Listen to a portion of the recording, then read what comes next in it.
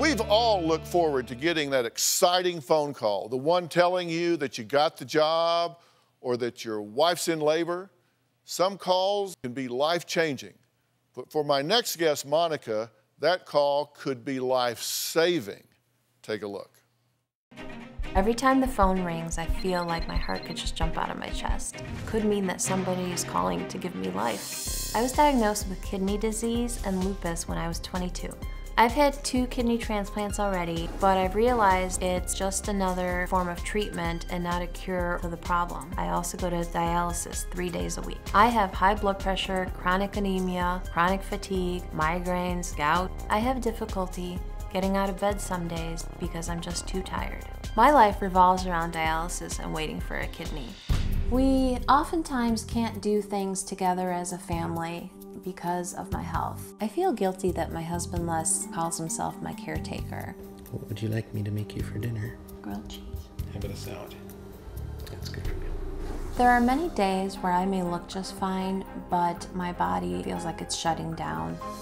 My hope for the future is that I receive a kidney from a live donor and that it matches and it works. Well, Monica is here, and also joining us is our very good friend, Dr. Freda Lewis Hall, Chief Medical Officer of Pfizer. So welcome. Thank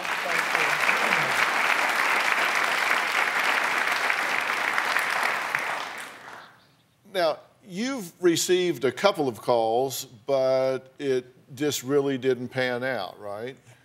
That's right. Actually, about 3 months after starting dialysis this last time around, I received a call for a transplant, and I was on my way to Arkansas to see my dad who was ill, and I got the call. So I had to drive back.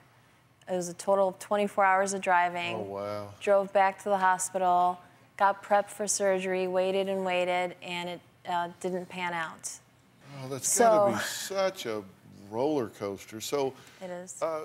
Doctor, explain to us what exactly Monica is suffering from. What's going on here? So Monica has end-stage renal disease, or ESRD.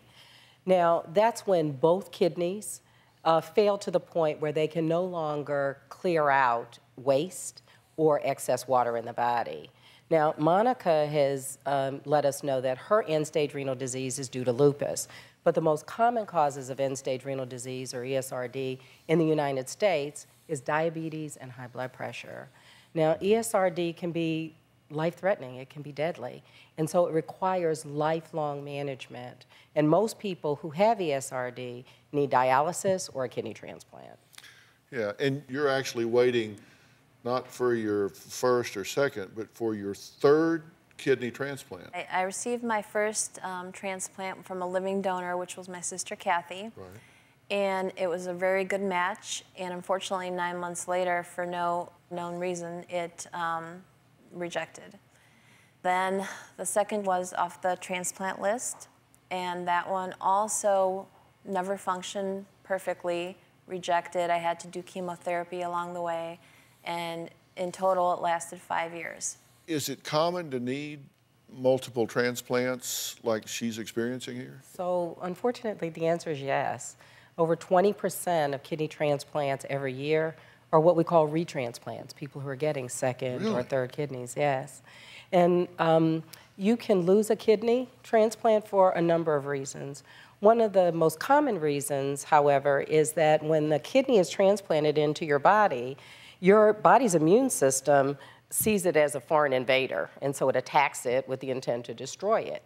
That's why people who get kidney transplants are on medications to help reduce the risk of rejection. Sometimes in the end, though, the body's immune system wins out. Yeah. So you've been on dialysis now for like 4 years. Yes. Okay, so how are you feeling? Physically, I have good days and bad days, and on the bad days, I need to be in bed all day. Emotionally, it is a challenge to balance all the fear and struggle and pain that you go through, and then also still have hope and, you know, just hope for the future, that everything will work out. Yeah. Now, do you participate through the support groups and that sort of thing? On Facebook, there's a couple of support groups with other patients like myself. I tell you, it makes such a big difference to not become isolated with this, because if you do have the support groups, whether they're online or in person through the hospital or the community, whether it's a prayer partner or somebody that's got a new article to read or whatever, it can make a huge difference. For people who have diabetes and high blood pressure, or for people who are at risk for those illnesses, remember, those are the leading causes for ESRD in this country. Protect your kidneys. So go to your doctor, manage those conditions, make sure that you do your best to reduce your risk for ESRD. And they can go to gethealthystayhealthy.com for more information on that, and also on information on what's involved in becoming an organ donor. You are an inspiration. We're all hanging in there with you. So thank you. Thanks. All right. I want to thank all of my guests today, especially Dr. Freda Lewis Hall.